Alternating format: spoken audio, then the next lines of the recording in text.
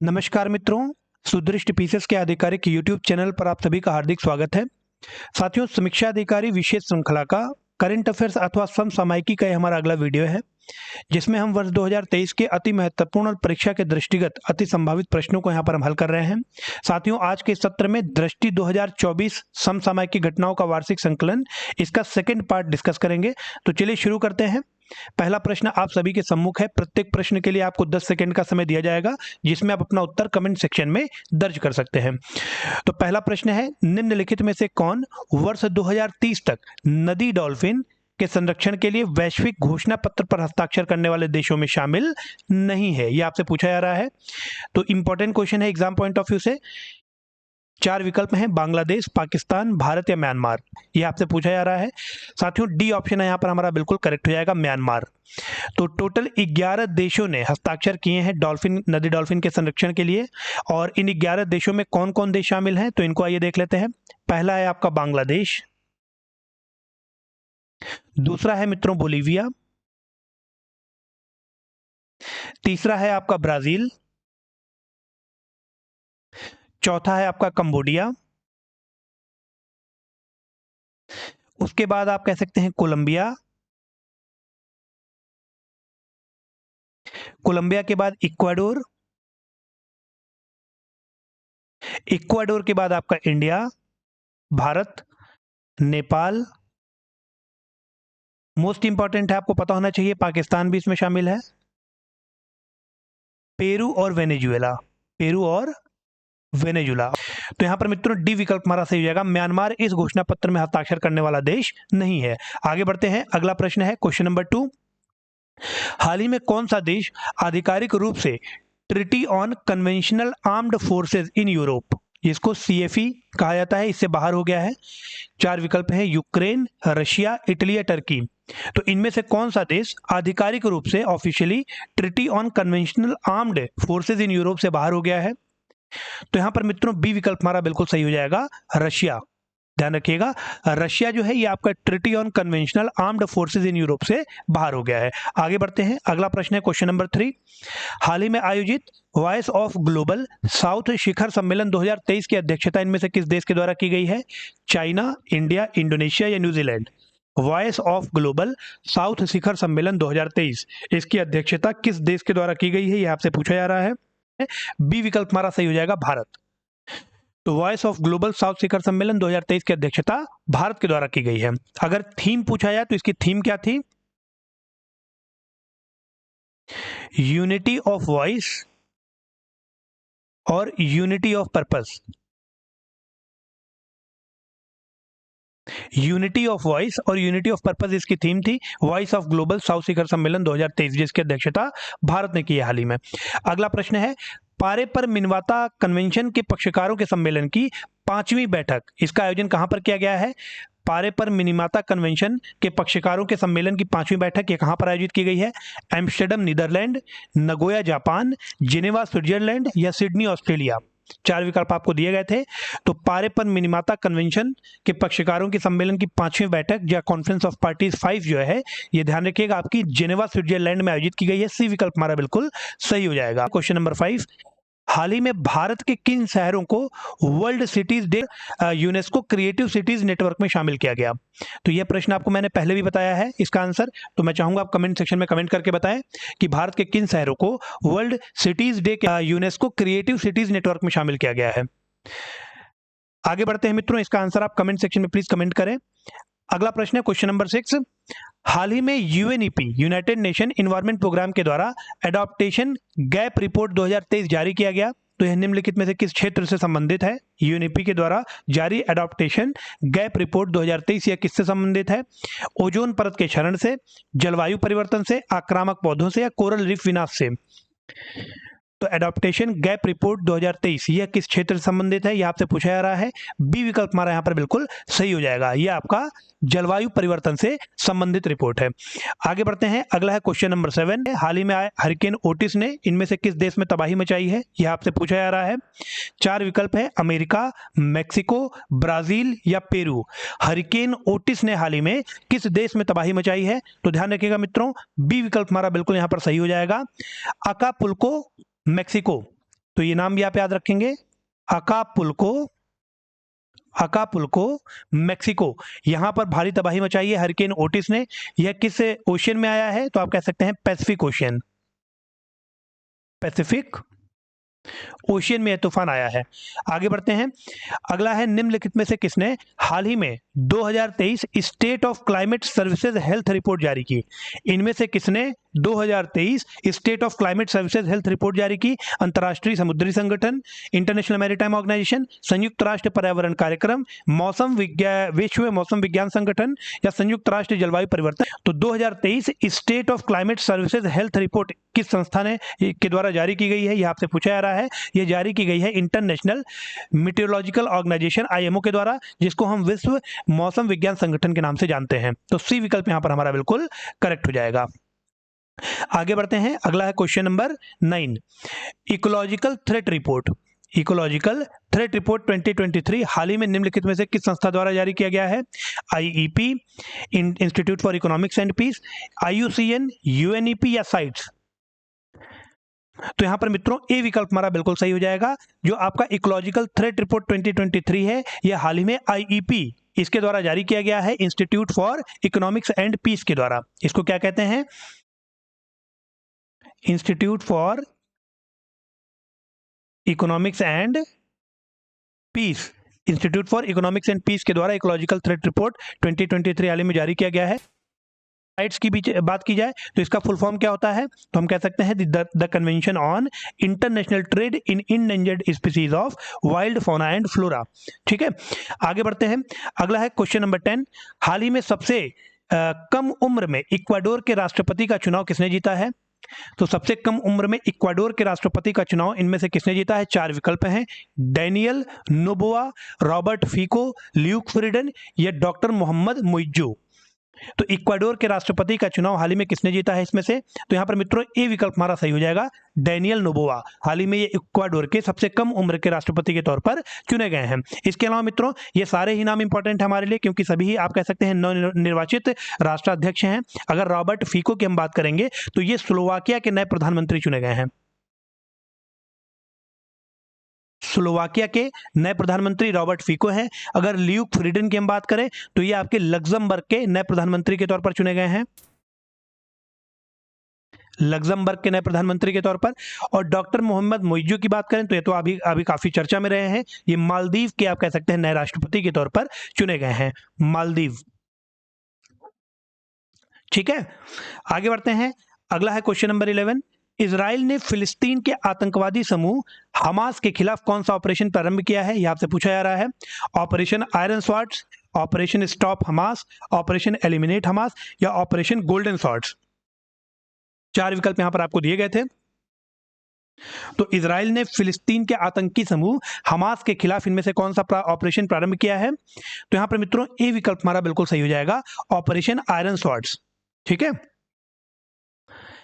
Operation iron swords, ए विकल्प हमारा बिल्कुल यहां पर करेक्ट हो जाएगा। आगे बढ़ते हैं, अगला है क्वेश्चन नंबर 12, हाल ही में किस देश की पहली महिला राष्ट्रपति सामिया सुलुहु हसन ने भारत की राजकीय यात्रा? सोमालिया, इथियोपिया, सूडान या तंजानिया? सामिया सुलुहु हसन यह किस देश की पहली महिला राष्ट्रपति हैं जिन्होंने भारत की राजकीय यात्रा की है? तो यहां पर मित्रों डी विकल्प हमारा बिल्कुल करेक्ट हो जाएगा, तंजानिया। ध्यान रखिएगा, तंजानिया की पहली महिला राष्ट्रपति हैं Samia Suluhu Hassan. Most important question exam point of view से। इसके अलावा मित्रों जो सामिया सुलुहु हसन है, इनको जवाहरलाल नेहरू विश्वविद्यालय के द्वारा डॉक्टरेट की मानद उपाधि प्रदान की गई है। ध्यान रखिएगा, जेएनयू से इनको डॉक्टरेट की मानद उपाधि प्रदान की गई है। आगे बढ़ते हैं, अगला है प्रधानमंत्री नरेंद्र मोदी ने किस देश में भारतीय दूतावास स्थापित करने की घोषणा की है? 4 विकल्प हैं, लाओस, फिलीपींस, वियतनाम या तिमोर लेस्ते। हाल ही में प्रधानमंत्री मोदी जी ने किस देश में भारतीय दूतावास को स्थापित करने की घोषणा की है? तो यहां पर मित्रों डी विकल्प हमारा सही हो जाएगा। अगला है क्वेश्चन नंबर 14, हाल ही में जारी क्यूएस विश्व यूनिवर्सिटी रैंकिंग एशिया 2024 के 16वें संस्करण के अनुसार, क्यूएस विश्व यूनिवर्सिटी रैंकिंग एशिया 2024 इसके 16वें संस्करण के अनुसार इनमें से कौन सा संस्थान शीर्ष स्थान पर है? यह आपसे पूछा जा रहा है। तो 4 विकल्प हैं, packing university China, Hong Kong university, Singapore university या IIT बॉम्बे। तो क्यूएस विश्व यूनिवर्सिटी रैंकिंग एशिया 2024 के अनुसार इनमें से कौन सा संस्थान शीर्ष स्थान पर है? तो यहाँ पर मित्रों ए विकल्प हमारा सही हो जाएगा, पेकिंग यूनिवर्सिटी चाइना। इंपॉर्टेंट है एग्जाम के नजरिए से। इसके अलावा मित्रों अगर आईआईटी बॉम्बे की हम बात करें तो आईआईटी बॉम्बे का ओवरऑल एशिया में 40th रैंकिंग है, ध्यान रखिएगा 40th रैंकिंग है आईआईटी बॉम्बे की। और अगर इंडिया की बात करें तो इंडिया में यह प्रथम स्थान पर है, फर्स्ट इन इंडिया। ठीक है, आगे बढ़ते हैं। अगला प्रश्न है क्वेश्चन नंबर 15। भारत के बाहर विश्व के दूसरे सबसे बड़े हिंदू मंदिर अक्षरधाम मंदिर का उद्घाटन कहां किया गया है? 4 विकल्प है, ब्रिटेन, अमेरिका, थाईलैंड या जर्मनी। तो भारत के बाहर विश्व के दूसरे सबसे बड़े हिंदू मंदिर अक्षरधाम मंदिर है, ध्यान रखिएगा। इसका उद्घाटन कहां पर किया गया है? तो मित्रों इसका आंसर बी विकल्प हमारा सही हो जाएगा, अमेरिका। अमेरिका में भी कहां? तो आप ध्यान रखिएगा new Jersey, new Jersey America में इसका उद्घाटन किया गया है। आगे बढ़ते हैं। अगला है क्वेश्चन नंबर 16। हाल ही में भारत के बाहर डॉक्टर भीमराव अंबेडकर की सबसे बड़ी प्रतिमा, जिसको स्टैच्यू ऑफ इक्वलिटी कहा जाता है, इसका अनावरण कहां पर किया गया है? मोस्ट इंपॉर्टेंट क्वेश्चन है। 4 विकल्प है, Melbourne Australia, Pretoria south Africa, Maryland America या ब्रिटिश कोलंबिया कनाडा। तो भारत के बाहर डॉक्टर भीमराव अंबेडकर की सबसे बड़ी प्रतिमा स्टैच्यू ऑफ इक्वलिटी का अनावरण कहां पर किया गया है? तो यहां पर मित्रों सी विकल्प हमारा सही हो जाएगा, मैरीलैंड अमेरिका। ठीक है, अगर सबसे बड़े हिंदू मंदिर की बात की जाए तो उसका उद्घाटन भी अमेरिका में हुआ है, न्यू जर्सी अमेरिका में। अगर डॉक्टर भीमराव अंबेडकर की सबसे बड़ी प्रतिमा की बात की जाए स्टैच्यू ऑफ इक्वलिटी की, तो इसका भी अनावरण आपका अमेरिका में ही हुआ है, मैरीलैंड अमेरिका में। आगे बढ़ते हैं। अगला है क्वेश्चन नंबर 17। हाल ही में किस देश ने अंतर्राष्ट्रीय सौर गठबंधन असेंबली के 6ठे सत्र की मेजबानी की है? कांगो, गबन, भारत या मेक्सिको। तो अंतर्राष्ट्रीय सौर गठबंधन या इंटरनेशनल सोलर अलायंस असेंबली के 6th एडिशन या 6ठे सत्र की मेजबानी किस देश के द्वारा की गई है, आपसे पूछा जा रहा है। तो मित्रों यहां पर सी विकल्प हमारा सही हो जाएगा, भारत। आगे बढ़ते हैं। हाल ही में जारी वर्ल्ड यूनिवर्सिटी रैंकिंग 2024 के अनुसार कौन सा संस्थान शीर्ष स्थान पर है, यह आपसे पूछा जा रहा है। 4 विकल्प हैं, university of Oxford United kingdom, Stanford university America, Massachusetts institute of technology America या हार्वर्ड यूनिवर्सिटी। तो इनमें से कौन सा संस्थान वर्ल्ड यूनिवर्सिटी रैंकिंग 2024 के अनुसार पहले नंबर पे, यह आपसे पूछा जा रहा है। तो यहाँ पर मित्रों ए विकल्प हमारा सही हो जाएगा, university of Oxford United kingdom, ये आपका फर्स्ट रैंकिंग पर है। इसके अलावा अगर पूछा जाए कि इस सूचकांक में कौन सा भारतीय संस्थान शीर्ष स्थान पर है, तो मित्रों आईआईएससी बेंगलुरु, आईआईएससी बेंगलुरु, मतलब आप कह सकते हैं भारतीय विज्ञान संस्थान बेंगलुरु, ये आपका पहले स्थान पर है भारत के अंतर्गत। और ये जो वर्ल्ड यूनिवर्सिटी रैंकिंग 2024 है किसके द्वारा जारी किया गया है, यह पूछा जाए तो आप कह सकते हैं टाइम्स हायर एजुकेशन के द्वारा यह रैंकिंग जारी किया गया है, वर्ल्ड यूनिवर्सिटी रैंकिंग 2024। और इसके अनुसार जो ऑक्सफोर्ड यूनिवर्सिटी है यूनाइटेड किंगडम का, वो शीर्ष स्थान पर है, पहले नंबर पर। अगर पूछा जाए भारत की कौन सी यूनिवर्सिटी पहले नंबर पर है, आईआईएससी बेंगलुरु या भारतीय विज्ञान संस्थान बेंगलुरु हो जाएगा। अगला क्वेश्चन देखते हैं मित्रों। अगला प्रश्न है क्वेश्चन नंबर 19। निम्नलिखित में कौन साहेल सुरक्षा समझौते में शामिल देश नहीं है? 4 विकल्प आपको यहां पर दिए गए हैं, माली, बुर्किना फासो, नाइजर या नाइजीरिया। तो साहेल सुरक्षा समझौते में इनमें से कौन सा देश शामिल नहीं हुआ है, यह आपसे पूछा जा रहा है। तो यहां पर मित्रों डी विकल्प हमारा सही हो जाएगा, नाइजीरिया। ठीक है, साहेल सुरक्षा समझौते में शामिल देश नहीं है। माली, बुर्किना फासो, नाइजर ये तीनों शामिल हैं। अब इस समझौते की घोषणा कहां की गई है, यह भी इंपॉर्टेंट है। तो आप कह सकते हैं बामाको, बामाको में इस समझौते की घोषणा की गई है। बामाको कहां की राजधानी है, तो कृपया कमेंट सेक्शन में कमेंट करके बताएं कि बामाको किस देश की राजधानी है।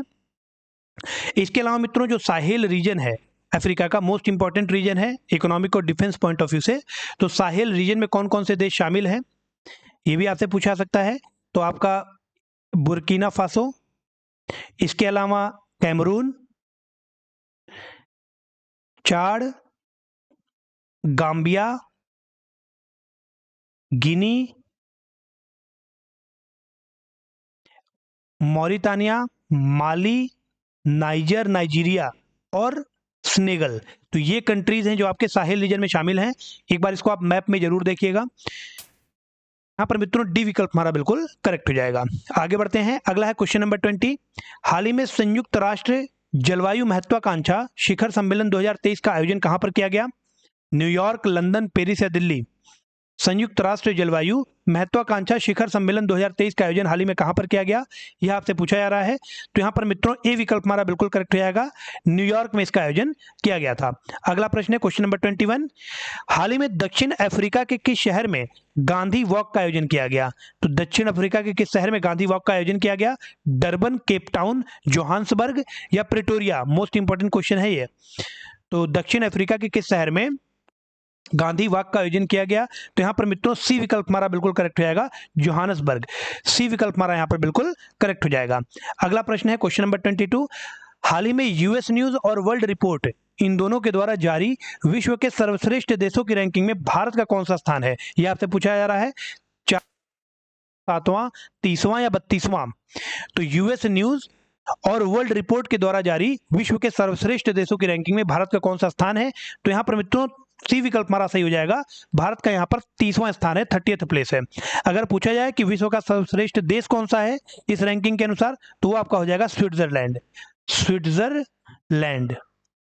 ठीक है, आगे बढ़ते हैं। अगला है क्वेश्चन नंबर 23, हाल ही में निम्नलिखित किस देश ने अंतर महाद्वीपीय बैलिस्टिक मिसाइल मिनटमैन 3 का सफलतापूर्वक परीक्षण किया है? तो मिनटमैन 3 ये आपका इंटरकॉन्टिनेंटल बैलिस्टिक मिसाइल है, इसका सफलतापूर्वक परीक्षण किस देश ने किया है हाल ही में? भारत, अमेरिका, चाइना या इंग्लैंड? तो यहां पर मित्रों बी विकल्प हमारा करेक्ट हो जाएगा, जो मिनटमैन 3 है या मिनटमैन 3 है आपका इंटरकॉन्टिनेंटल बैलिस्टिक मिसाइल, इसका सफलतापूर्वक परीक्षण अमेरिका ने किया है। आगे बढ़ते हैं, अगला है क्वेश्चन नंबर 24, हाल ही में खबरों में रहे ब्लेचली घोषणा का संबंध निम्नलिखित में से किस क्षेत्र से है? अंतरिक्ष विज्ञान, स्वास्थ्य क्षेत्र या पर्यटन? ब्लेचली घोषणा का संबंध इनमें से किस क्षेत्र से है? कृत्रिम बुद्धिमत्ता, अंतरिक्ष विज्ञान, स्वास्थ्य क्षेत्र या पर्यटन? तो यहां पर मित्रों ए विकल्प हमारा बिल्कुल करेक्ट हो जाएगा, जो ब्लेचली घोषणा है ये आपका कृत्रिम बुद्धिमत्ता या आर्टिफिशियल इंटेलिजेंस से संबंधित है। हम कह सकते हैं कि जो पहला ग्लोबल एआई सेफ्टी समिट हुआ था, जो पहला ग्लोबल एआई सेफ्टी समिट हुआ था 2023, ये आपका कहां पर हुआ था? तो ये आपका हुआ था यूके में, और यहां पर कुल 28 देशों ने कृत्रिम बुद्धिमत्ता से जुड़े जोखिमों को रोकने के लिए एक समझौते पर हस्ताक्षर किया था, जिसको हम ब्लेचली घोषणा पत्र के नाम से जानते हैं, ध्यान रखिएगा। ठीक है, तो ये भी इंपॉर्टेंट है कि कितने देशों ने हस्ताक्षर किया था? 28 देशों ने हस्ताक्षर किया था, और जो कि संबंधित है आपका आर्टिफिशियल इंटेलिजेंस या कृत्रिम बुद्धिमत्ता से। आगे बढ़ते हैं, अगला है क्वेश्चन नंबर 25, हाल ही में अंतरराष्ट्रीय अर्धशुष्क उष्णकटिबंधीय फसल अनुसंधान, जिसको इक्रिसैट भी कहा जाता है, CGIAR में शामिल होने के लिए एक समझौता किया है, जो कि किससे संबंधित है? 4 विकल्प हैं, सतत आर्थिक विकास से, देश के संसाधनों के सतत उपयोग से, खाद्य सुरक्षा से या पारिस्थितिकीय अर्थव्यवस्था से? तो इक्रिसैट ने CGIAR में शामिल होने के लिए समझौते में हस्ताक्षर किया, वह समझौता किससे संबंधित है? तो हम कह सकते हैं खाद्य सुरक्षा या फूड सिक्योरिटी से। सी विकल्प यहां पर हमारा बिल्कुल करेक्ट हो जाएगा। आगे बढ़ते हैं, अगला है क्वेश्चन नंबर 26, हाल ही में भारत ने काठमांडू कलिंग साहित्य महोत्सव में भाग लिया है, तो इसका आयोजन कहां पर किया गया? यह आपसे पूछा जा रहा है। 4 विकल्प हैं, काठमांडू, ललितपुर, चितवन या सिंधुली। अब ये सभी आपके नेपाल के जिले हैं, ठीक है, काठमांडू, ललितपुर, चितवन या सिंधुली। तो किस स्थान पर काठमांडू कलिंग साहित्य महोत्सव का आयोजन किया गया, यह आपसे पूछा जा रहा है। बी विकल्प यहां पर हमारा बिल्कुल करेक्ट हो जाएगा, ललितपुर। यहां पर भारत, भूटान, बांग्लादेश और श्रीलंका इन कंट्रीज ने पार्टिसिपेट किया था। आगे बढ़ते हैं, ललितपुर में इसका आयोजन किया गया था। अगला है क्वेश्चन नंबर 27, हाल ही में इनकोर का विकास किसके द्वारा किया गया है? इनकोर का विकास इनमें से किसके द्वारा किया गया है? भारतीय चुनाव आयोग द्वारा, भारत के सर्वोच्च न्यायालय द्वारा, रिजर्व बैंक ऑफ इंडिया द्वारा या नीति आयोग द्वारा? तो इनकोर का विकास किसके द्वारा किया गया है? यहां पर मित्रों ए विकल्प हमारा करेक्ट हो जाएगा, भारतीय चुनाव आयोग या इलेक्शन कमीशन ऑफ इंडिया के द्वारा इनकोर का विकास किया गया है। इनकोर का फुल फॉर्म क्या है? इनकोर का फुल फॉर्म क्या है? तो हम कह सकते हैं enabling communication on real time environment, enabling communication on real time environment, encore का फुल फॉर्म है, जो कि इलेक्शन कमीशन ऑफ इंडिया के द्वारा। अगला देख लेते हैं, अगला क्वेश्चन है क्वेश्चन नंबर 28, अमेरिका के किस शहर के द्वारा हाल ही में सनातन धर्म दिवस मनाने की घोषणा की गई है? 4 विकल्प हैं, Louisville Kentucky, Detroit Michigan, Bakersfield California या डेनवर कोलोराडो? तो अमेरिका के किस शहर के द्वारा हाल ही में सनातन धर्म दिवस मनाने की घोषणा की गई है, यह आपसे पूछा गया है। तो यहां पर मित्रों ए विकल्प हमारा बिल्कुल करेक्ट हो जाएगा, लुइसविले केंटकी। हाल ही में लुइसविले केंटकी के द्वारा आप कह सकते हैं सनातन धर्म दिवस मनाने की घोषणा की गई है। इंपॉर्टेंट क्वेश्चन है। आगे बढ़ते हैं, अगला क्वेश्चन नंबर 29। हाल ही में जारी विश्व प्रतिभा रैंकिंग, ग्लोबल टैलेंट जो रैंकिंग निकाली जाती है 2023, उसमें कौन सा देश प्रथम स्थान पर है, आपसे पूछा जा रहा है। स्विट्जरलैंड, लग्जमबर्ग, आइसलैंड या बेल्जियम। तो विश्व प्रतिभा रैंकिंग 2023 में कौन सा देश प्रथम स्थान पर है, आपसे पूछा जा रहा है। तो यहां पर मित्रों ए विकल्प हमारा बिल्कुल करेक्ट हो जाएगा, स्विट्जरलैंड यहां पर नंबर 1 पर है। तो ध्यान रखिएगा, international institute for management development, international institute for management development IMD के द्वारा यह रिपोर्ट जारी की जाती है। इसके अलावा अगर पूछा है कि भारत की इसमें कौन सी रैंकिंग है, तो इंडिया की इसमें 56th रैंकिंग है, ध्यान रखिएगा, ठीक है। विश्व प्रतिभा रैंकिंग 2023 में भारत की 56वीं रैंकिंग है, स्विट्जरलैंड यहां पर पहले नंबर पर है। आगे बढ़ते हैं, अगला है क्वेश्चन नंबर 30। हाल ही में वैश्विक मेगा वस्त्र कार्यक्रम भारत टेक्स 2024 का आयोजन कहां पर किया गया। हैदराबाद, वाराणसी, नई दिल्ली या भोपाल। वैश्विक मेगा वस्त्र कार्यक्रम भारत टेक्स 2024, टेक्स आप कह सकते हैं टेक्सटाइल को रेफरेंस में लिया गया है, तो भारत टेक्स 2024 इसका आयोजन कहां पर किया गया। तो यहां पर सी विकल्प हमारा करेक्ट हो जाएगा, नई दिल्ली। आगे बढ़ते हैं, अगला है ड्रग्स और अपराध पर संयुक्त राष्ट्र कार्यालय के अनुसार अफीम का शीर्ष उत्पादक देश इनमें से कौन सा है। UNODC के अनुसार अफीम का शीर्ष उत्पादक देश या ओपीएम का लार्जेस्ट प्रोड्यूसिंग कंट्री कौन सा है। इनमें से 4 विकल्प हैं, श्रीलंका, म्यांमार, अफगानिस्तान या इराक। ड्रग और अपराध पर संयुक्त राष्ट्र कार्यालय, इसके अनुसार अफीम का या ओपीएम का शीर्ष उत्पादक देश इनमें से कौन सा है। तो यहां पर मित्रों बी विकल्प हमारा बिल्कुल करेक्ट हो जाएगा, म्यांमार, ठीक है। आगे बढ़ते हैं, अगला है क्वेश्चन नंबर 32। हाल ही में निम्नलिखित में से किसने building adaptation and resilience in the Hindu Kush Himalayas नामक पहल शुरू की है। तो इनमें से किसने building adaptation and resilient in the Hindu Kush Himalayas नामक पहल शुरू की है। विश्व बैंक, एशियाई विकास बैंक, न्यू डेवलपमेंट बैंक या एशियाई इंफ्रास्ट्रक्चर इन्वेस्टमेंट बैंक। तो यहां पर मित्रों building adaptation and resilience in the Hindu Kush Himalayas नामक पहल एशियाई विकास बैंक या एशियन डेवलपमेंट बैंक के द्वारा शुरू किया गया। ध्यान रखिएगा, बी विकल्प यहां पर हमारा बिल्कुल करेक्ट हो जाएगा। इसके अलावा हम कह सकते हैं कि इस पहल के तहत एडीबी किन देशों को जलवायु अनुकूलन में सहायता प्रदान करेगा। तो यह भी प्रश्न आपसे पूछा जा सकता है, ध्यान रखिएगा, नेपाल और भूटान। तो एडीबी किसको जलवायु अनुकूलन सहायता प्रदान करेगा इस पहल के द्वारा। तो नेपाल और भूटान को यह सहायता प्रदान किया जाएगा एडीबी के द्वारा। आगे बढ़ते हैं, अगला है क्वेश्चन नंबर 33। हाल ही में निम्नलिखित में से किस संस्था के द्वारा state of food and agricultural report 2023 जारी किया गया। 4 विकल्प हैं, खाद्य एवं कृषि संगठन FAO, food and agriculture organisation, अंतरराष्ट्रीय खाद्य नीति अनुसंधान संस्थान IFPRI, विश्व व्यापार संगठन WTO या उष्णकटिबंधीय कृषि के लिए अंतरराष्ट्रीय केंद्र CEAT। तो state of food and agriculture report 2023 हाल ही में किस संस्था के द्वारा जारी किया गया है। तो यहां पर मित्रों ए विकल्प हमारा बिल्कुल करेक्ट हो जाएगा, कृषि खाद्य एवं कृषि संगठन। आगे बढ़ते हैं, अगला है हाल ही में ग्लोबल ड्राउट स्नैपशॉट 2023 रिपोर्ट किसके द्वारा जारी किया गया है। ग्लोबल ड्रॉट स्नैपशॉट 2023 रिपोर्ट हाल ही में किस संस्था के द्वारा जारी किया गया है। 4 विकल्प हैं, UNFCCC, UNEP, UNCCD या UNDP। Global drought snapshot 2023 report इनमें से किस संस्था के द्वारा जारी किया गया है। तो यहां पर मित्रों सी विकल्प हमारा बिल्कुल सही हो जाएगा, UNCCD। UNCCD का फुल फॉर्म क्या है। तो United Nation convention to combat desertification. तो इसके द्वारा आपका ग्लोबल ड्रॉट स्नैपशॉट 2023 रिपोर्ट जारी किया गया है। आगे बढ़ते हैं, अगला है क्वेश्चन नंबर 35। हाल ही में ग्लोबल क्रेडिट आउटलुक 2024 किस संस्था के द्वारा जारी किया गया है।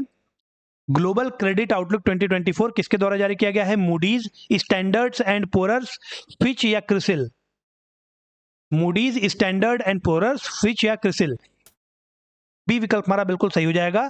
जो आपका ग्लोबल क्रेडिट आउटलुक 2024 है, यह आपका स्टैंडर्ड एंड पुअर्स के द्वारा जारी किया गया है। आप देखेंगे सारे ही क्रेडिट रेटिंग एजेंसीज हैं, ये सारे ही आपके क्रेडिट रेटिंग एजेंसीज हैं।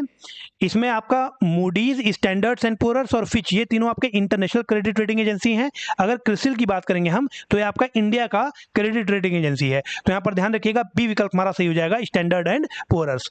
आगे बढ़ते हैं, अगला है हाल ही में 9वां इंडिया फूड एक्सपो 2023 किस स्थान पर आयोजित किया गया है? 4 विकल्प हैं, दिल्ली, मुंबई, चेन्नई या लखनऊ। तो इंडिया फूड एक्सपो 2023 ये 9वां संस्करण आयोजित किया गया है। तो यह कहां पर आयोजित किया गया है, आपसे पूछा जा रहा है। तो ध्यान रखिएगा, मोस्ट इंपॉर्टेंट क्वेश्चन है एग्जाम के नजरिए से। डी लखनऊ इसका राइट आंसर होगा। इंडिया फूड एक्सपो 2023 इसका आयोजन लखनऊ में किया गया है। ठीक है, अब यह food expo Indian industries association के द्वारा आयोजित किया गया है, ये आपको ध्यान रखना होगा। Indian industries association, Indian industry आयोजित किया गया है। इसके अलावा इसमें जो भागीदारी देश था वो कौन सा था? तो हम कह सकते हैं वियतनाम। वियतनाम इसमें भागीदारी देश था। ठीक है, आगे बढ़ते हैं, अगला है क्वेश्चन नंबर 37। हाल ही में विश्व ऊर्जा रोजगार रिपोर्ट 2023 किस संस्थान द्वारा जारी किया गया है? विश्व ऊर्जा रोजगार रिपोर्ट 2023 अंतर्राष्ट्रीय नवीकरणीय ऊर्जा एजेंसी, अंतर्राष्ट्रीय ऊर्जा एजेंसी या अंतर्राष्ट्रीय सौर गठबंधन, अंतर्राष्ट्रीय परमाणु ऊर्जा एजेंसी। तो 4 विकल्प यहां पर आपको दिए गए थे। तो विश्व ऊर्जा रिपोर्ट 2023 का दूसरा संस्करण हाल ही में जारी किया गया है, किसके द्वारा? तो हम कह सकते हैं अंतर्राष्ट्रीय ऊर्जा एजेंसी या इंटरनेशनल एनर्जी एजेंसी के द्वारा इसे जारी किया गया है। आगे बढ़ते हैं, अगला है क्वेश्चन नंबर 38। इनमें से कौन सही सुमेलित नहीं है, ये आपसे पूछा जा रहा है। ग्रीन बिल्डिंग कांग्रेस 2023 इसका आयोजन इसमें लिखा हुआ है अहमदाबाद गुजरात। हेमफेस्ट इंडिया 2023 इसका आयोजन लिखा हुआ है चेन्नई तमिलनाडु। और यूरेशियन बिजनेस समिट 2023 इसका आयोजन कहां पर हुआ? लंदन में हुआ। आपसे पूछा जा रहा है कि इनमें से कौन सा सही सुमेलित नहीं है। तो यहां पर मित्रों सी विकल्प हमारा बिल्कुल करेक्ट हो जाएगा। पहला और दूसरा आपका सही सुमेलित नहीं है। अगर हम तीसरे की बात करें तो ये बिल्कुल सही लिखा हुआ है, जो यूरेशियन बिजनेस समिट 2023 है इसका आयोजन लंदन में हुआ था। अगर ग्रीन बिल्डिंग कांग्रेस की हम बात करेंगे तो 2023 में इसका आयोजन चेन्नई तमिलनाडु में हुआ और हेमफेस्ट इंडिया 2023 का आयोजन अहमदाबाद गुजरात में हुआ, ध्यान रखिएगा। आगे बढ़ते हैं, अगला क्वेश्चन नंबर 39।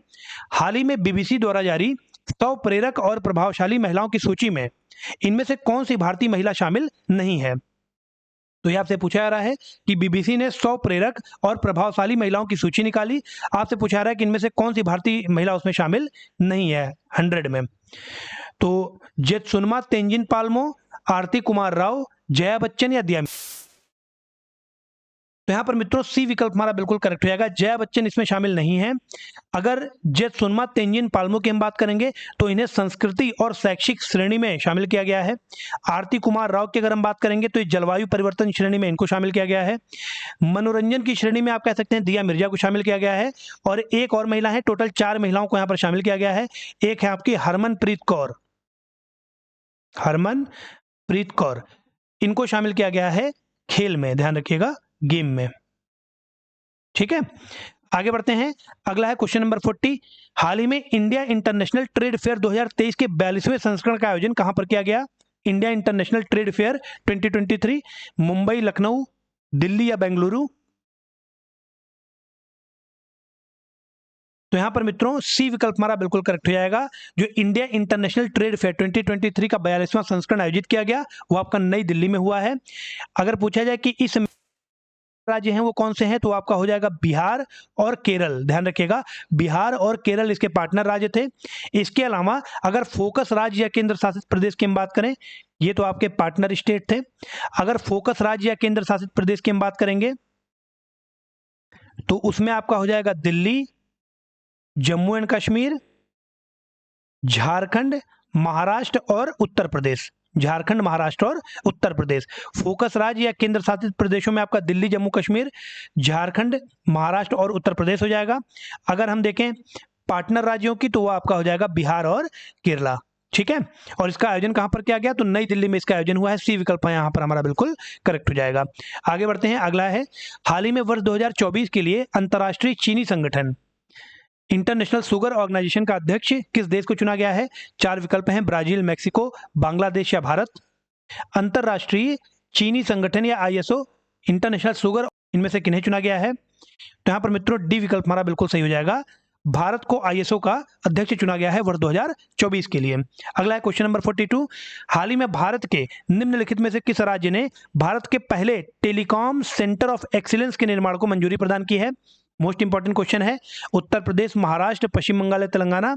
तो भारत के किस राज्य ने भारत के पहले टेलीकॉम सेंटर ऑफ एक्सीलेंस के निर्माण को मंजूरी प्रदान की है? तो यहां पर मित्रों ए विकल्प हमारा बिल्कुल करेक्ट हो जाएगा, उत्तर प्रदेश। हाल ही में उत्तर प्रदेश ने भारत के पहले टेलीकॉम सेंटर ऑफ एक्सीलेंस के निर्माण को मंजूरी प्रदान की है। अब इसका निर्माण किस जिले में किया जाएगा? मोस्ट इंपॉर्टेंट क्वेश्चन है एग्जाम पॉइंट ऑफ व्यू से, तो ध्यान रखिएगा सहारनपुर। इसका निर्माण कहां किया जाएगा? तो आपका सहारनपुर में किया जा रहा है। आगे बढ़ते हैं, अगला है क्वेश्चन नंबर 43। हाल ही में संपूर्ण सूचकांक किस संस्था के द्वारा जारी किया गया? संपूर्ण सूचकांक किस संस्था के द्वारा जारी किया गया? सिडबी, एसबीआई या आरबीआई? सिडबी, नाबार्ड, एसबीआई या आरबीआई, इनमें से किस संस्था के द्वारा संपूर्ण सूचकांक जारी किया गया है? तो मित्रों ध्यान रखिएगा ए विकल्प यहां पर हमारा बिल्कुल करेक्ट हो जाएगा, सिडबी के द्वारा यह जारी किया गया है। आप कह सकते हैं यहां पर सिडबी ने सिडबी ने जोकाटा के साथ मिलकर के यह सूचकांक लॉन्च किया है। इसके अलावा यह सूचकांक एमएसएमई के आर्थिक क्रियाकलाप से संबंधित है। आगे बढ़ते हैं, अगला क्वेश्चन नंबर 44। हाल ही में ग्लोबल प्रोफेशनल अकाउंटेंट्स कन्वेंशन कहां पर आयोजित किया गया है? ग्लोबल प्रोफेशनल अकाउंटेंट्स कन्वेंशन यह कहां पर आयोजित किया गया है? कानपुर उत्तर प्रदेश, गांधीनगर गुजरात, भोपाल मध्य प्रदेश या मुंबई महाराष्ट्र? तो ग्लोबल प्रोफेशनल अकाउंटेंट्स कन्वेंशन यह हाल ही में, ध्यान रखिएगा, गांधीनगर गुजरात में इसका आयोजन किया गया है। तो बी विकल्प यहां पर हमारा बिल्कुल करेक्ट हो जाएगा। अगर पूछा जाए कि इस कार्यक्रम का आयोजन किसके द्वारा किया गया है, तो हम कह सकते हैं charter accountants of India, institute of charter accountants of India के द्वारा इसका आयोजन किया गया है। ठीक है, तो बी विकल्प यहां पर हमारा बिल्कुल करेक्ट हो जाएगा। आगे बढ़ते हैं, अगला क्वेश्चन नंबर 45। हाल ही में तूफान डैनियल, इनमें से किस देश में इसने भारी तबाही मचाई है? तूफान डैनियल ने मिस्र, अल्जीरिया, मोरक्को या लीबिया? तूफान डैनियल ने हाल ही में किस देश में भारी तबाही मचाई है, यह आपसे पूछा जा रहा है। तो ध्यान रखिएगा मित्रों, यहां पर डी विकल्प हमारा बिल्कुल करेक्ट हो जाएगा। जो तूफान डैनियल है इसने लीबिया में हाल ही में भारी तबाही मचाई है। इसके अलावा अगर हम तूफान डैनियल की बात करेंगे तो ध्यान रखिएगा इससे संबंधित एक टर्मिनोलॉजी है जिसको ओमेगा ब्लॉक कहा जाता है। ओमेगा ब्लॉक, अब ये ओमेगा ब्लॉक क्या है? तो ध्यान रखिएगा ये तूफान डैनियल जो है ये आपका भूमध्य सागर में आया था, मेडिटेरेनियन सी में, और हम कह सकते हैं मेडिटेरेनियन सी में आप कह सकते हैं बहुत ही मजबूत निम्न दाब, एक उच्च वायुदाब क्षेत्र विकसित हो गया था। और यहाँ पर जो आइसोबार्स थे, है ना, जो समदाब रेखाएं थी वो कुछ इस प्रकार की थी, जिसके कारण ये तूफान तीव्र हुआ। और यह ओमेगा, ग्रीक अक्षर ओमेगा के आकार की थी, इसीलिए तूफान डैनियल को बोला गया कि ये ओमेगा ब्लॉक के कारण विकसित एक तूफान है। तो ध्यान रखिएगा यह आपका लीबिया में आया था, लीबिया में इसने भारी तबाही मचाई थी। ठीक है, और ओमेगा ब्लॉक क्या है? तो ये आप कह सकते हैं कि दो निम्न वायुदाब क्षेत्रों के बीच में आप कह सकते हैं सैंडविच हुआ एक उच्च वायुदाब क्षेत्र है, और जिसमें जो आइसोबार्स हैं या जो समदाब रेखाएं हैं वो ओमेगा के आकार की हैं, ग्रीक अक्षर, इसलिए इसे ओमेगा ब्लॉक कहा गया। आगे बढ़ते हैं, अगला है क्वेश्चन नंबर 46। हाल ही में अंतरराष्ट्रीय पर्यटन मार्ट का 11वां संस्करण कहां आयोजित किया गया? तो अंतरराष्ट्रीय पर्यटन मार्ट इसका 11वां संस्करण कहां पर आयोजित किया गया? शिलांग मेघालय, गुवाहाटी असम, कोहिमा नागालैंड या इंफाल मणिपुर? अंतरराष्ट्रीय पर्यटन मार्ट इसका 11वां संस्करण कहां आयोजित किया गया है? तो यहां पर मित्रों ए विकल्प हमारा बिल्कुल करेक्ट हो जाएगा, शिलांग में। शिलांग मेघालय में हम कह सकते हैं कि अंतरराष्ट्रीय पर्यटन मार्ट का 11वां संस्करण आयोजित किया गया। अगला है question number 47। India manufacturing show 2023 इसका आयोजन हाल ही में कहां पर किया गया? हैदराबाद, श्रीनगर, बेंगलुरु या सूरत? तो इंडिया मैन्युफैक्चरिंग शो 2023 इसका आयोजन हाल ही में कहां पर किया गया? तो यहां पर मित्रों सी विकल्प हमारा बिल्कुल करेक्ट हो जाएगा, बेंगलुरु। ठीक है, यह आप कह सकते हैं इंडिया मैन्युफैक्चरिंग शो का 6वां संस्करण या 6th एडिशन था, 6वां संस्करण या 6th एडिशन था। अगला है क्वेश्चन नंबर 48। हाल ही में नीति आयोग द्वारा जारी आकांक्षी ब्लॉक कार्यक्रम एस्पिरेशनल ब्लॉक प्रोग्राम, इसके लिए पहली डेल्टा रैंकिंग में कौन सा ब्लॉक प्रथम स्थान पर है? Kaushambi block Uttar Pradesh, Alirajpur block Madhya Pradesh, Kalsi block Uttarakhand या तिरयानी ब्लॉक तेलंगाना? तो नीति आयोग के द्वारा आकांक्षी ब्लॉक कार्यक्रम में आप कह सकते हैं जो पहली डेल्टा रैंकिंग जारी की गई है उसमें कौन सा ब्लॉक देश का प्रथम स्थान पर है? तो यहां पर मित्रों ध्यान रखिएगा डी विकल्प हमारा बिल्कुल करेक्ट हो जाएगा, तिरयानी ब्लॉक तेलंगाना। अगर द्वितीय स्थान की बात करें तो मोस्ट इंपॉर्टेंट है एग्जाम के नजरिए से, कौशाम्बी ब्लॉक उत्तर प्रदेश, ये आपका 2nd प्लेस पे है। ठीक है, तो ये मोस्ट इंपॉर्टेंट है, ध्यान रखिएगा। आकांक्षी ब्लॉक कार्यक्रम जो कि नीति आयोग के द्वारा जारी किया जाता है, चलाया जाता है। इसमें जो पहली डेल्टा रैंकिंग जारी की गई है उसमें कौशाम्बी ब्लॉक उत्तर प्रदेश सेकंड है और तिरयानी ब्लॉक तेलंगाना प्रथम स्थान पर है। आगे बढ़ते हैं। हाल ही में इनोवेशन हैंडशेक इनमें किस शहर में लॉन्च किया गया? Innovation handshake New York, California, San Francisco या वॉशिंगटन? तो भारत और अमेरिका के बीच द्विपक्षीय तकनीकी संबंधों को मजबूत करने के लिए इनोवेशन हैंडशेक कार्यक्रम लॉन्च किया गया है। किस शहर में लॉन्च किया गया है? तो यहां पर मित्रों सी विकल्प हमारा बिल्कुल करेक्ट हो जाएगा, सैन फ्रांसिस्को। ठीक है, तो यहां पर मित्रों अगला प्रश्न देख लेते हैं हम लोग। Question number 50। हाल ही में जारी ग्लोबल सिटीज इंडेक्स Q3 2023 में इनमें से कौन सा भारतीय शहर शीर्ष स्थान पर है? 4 विकल्प यहां पर आपको दिए गए हैं, हैदराबाद, नई दिल्ली, मुंबई या इंदौर। तो ग्लोबल सिटीज इंडेक्स Q3 2023 में इनमें से कौन सा भारतीय शहर शीर्ष स्थान पर है, ये आपसे पूछा जा रहा है। तो यहां पर मित्रों सी विकल्प हमारा बिल्कुल करेक्ट हो जाएगा। भारतीय शहरों में मुंबई आपका पहले नंबर पर है। अगर पूछा जाए ओवरऑल इस पूरे रैंकिंग में ग्लोबल सिटीज इंडेक्स Q3 2023 में पूछा जाए कि कौन सा शहर पूरे विश्व में शीर्ष स्थान पर है, तो आपका हो जाएगा मनीला, फिलीपींस। मनीला फिलीपींस यहां पर प्रथम नंबर पे हो जाएगा पूरे विश्व में। मुंबई का ओवरऑल पूरे वर्ल्ड में 4th रैंक का ध्यान रखिएगा और भारत में यह पहले स्थान पर है। अगर ग्लोबल सिटीज इंडेक्स Q3 पूछा जाए रैंकिंग किस संस्था के द्वारा जारी किया जाता है, तो आपका हो जाएगा नाइट फ्रैंक। ओके फ्रेंड्स, तो यहाँ पर आज का सत्र हमारा समाप्त होता है। अगर ये वीडियोस आपको अच्छे लग रहे हों तो आप वीडियो को लाइक और शेयर जरूर किया करें। अगर आपने अभी तक हमारे यूट्यूब चैनल को सब्सक्राइब नहीं किया है तो यूट्यूब चैनल को भी सब्सक्राइब कर लें और बेल आइकन को भी प्रेस कर लें। Thank you so much.